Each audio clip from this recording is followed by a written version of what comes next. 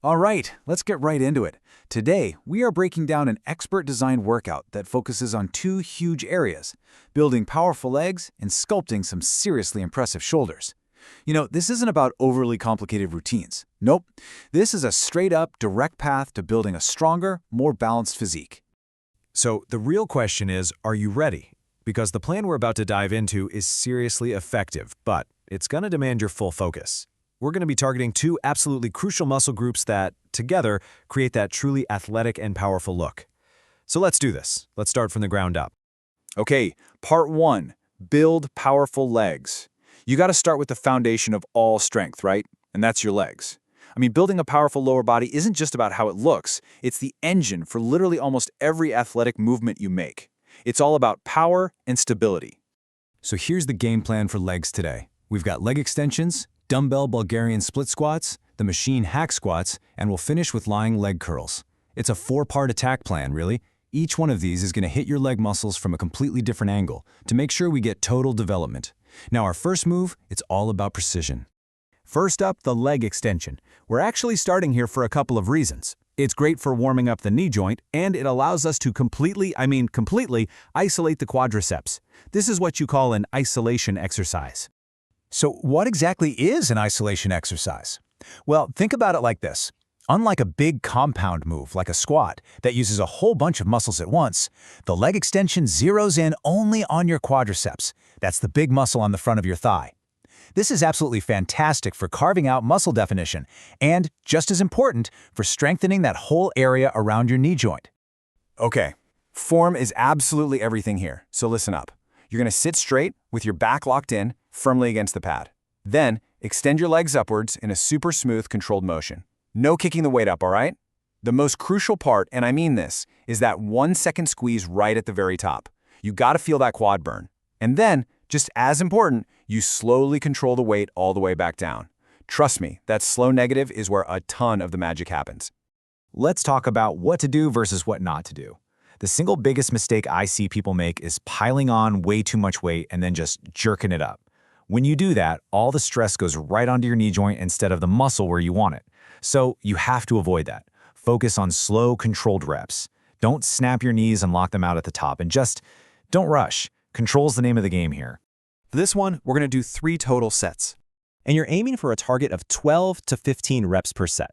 This higher rep range is perfect because it forces you to focus less on just moving heavy weight and more on the quality of that muscle contraction.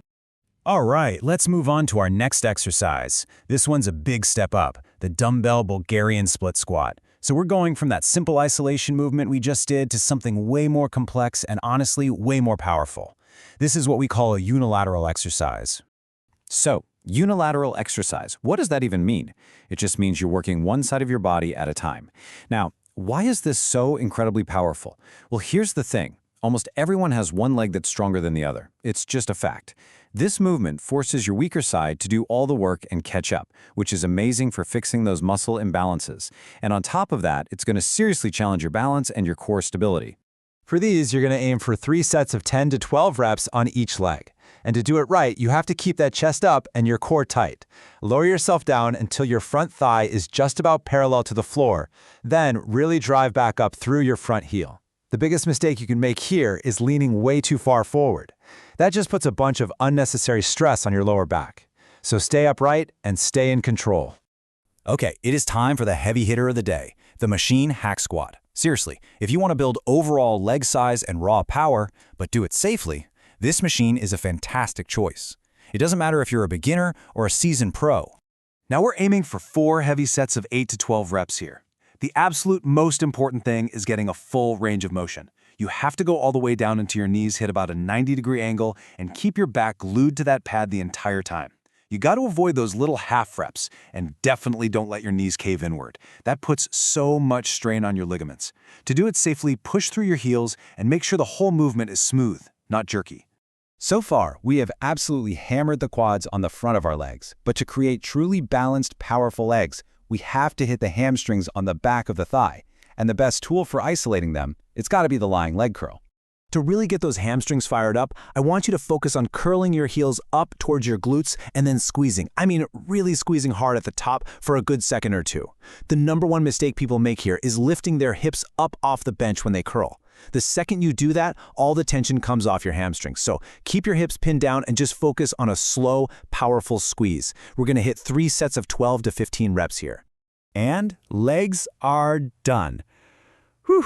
All right, let's transition to the top half of the body and start working on building those wide, round, 3D shoulders that everybody wants. So for shoulders, we've got a 3-pronged attack. We're going to do the seated dumbbell shoulder press, then move to the dumbbell lateral raise, and we'll finish things off with a plate front raise. The strategy is simple. Start with a powerful press for mass, then isolate for width, and then finish by defining the front. Let's get to it. We are kicking things off with the absolute king of shoulder builders, the seated dumbbell shoulder press. This is your bread and butter. It targets both the front and side parts of your shoulder, your deltoids, and it's what's going to build that overall mass and strength. So get your back supported on a bench and press those dumbbells straight overhead. Squeeze for a second at the top and then slowly lower them back down to about shoulder level. Now be careful here. You don't want to arch your back like crazy or flare your elbows way out to the sides. Keep that core tight the whole time. Let's aim for 4 solid sets of 8 to 12 reps. Okay, now listen. If you want that wide, broad-shouldered look, this next exercise is the real moneymaker, the dumbbell lateral raise. This move specifically isolates the middle part of your deltoid, and that's the muscle that is literally responsible for creating shoulder width. And this is where strict form becomes non-negotiable. You have to use a lighter weight here, keep a slight bend in your elbows, and just raise the dumbbells out to your sides only up to about shoulder height. Whatever you do, do not use momentum or swing your body. The second you start swinging, your back takes over and your shoulders completely stop working.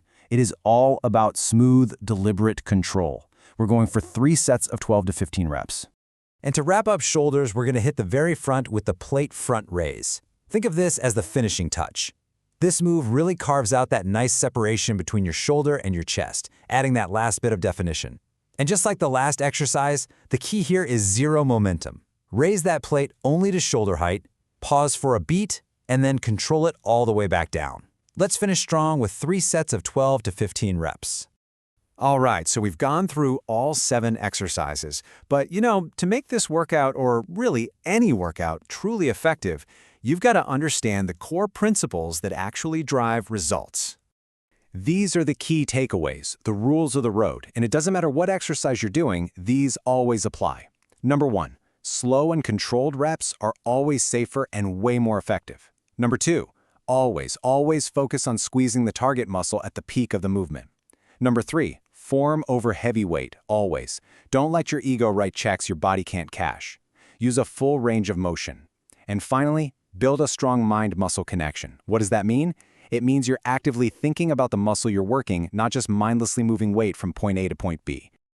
And that's a wrap. You now have the complete blueprint for building powerful legs and broad shoulders. So the only real question left is, what are you going to do with all that strength you're building?